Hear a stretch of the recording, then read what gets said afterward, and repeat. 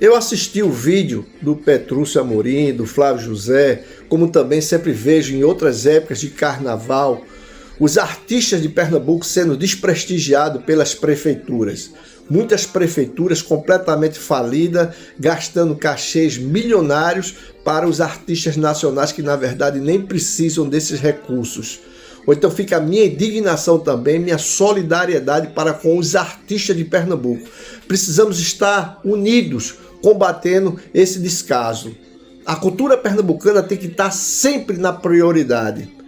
No São João, no Carnaval, sempre isso acontece. Isso é um absurdo. Sem contar que as prefeituras, precisando de verbas, gastam milhões com um único artista de fora do estado. Vamos nos unir para combater esse descaso e essa covardia. Eu sou Paco Fonseca, pernambucano com muito orgulho e não tenho medo da verdade.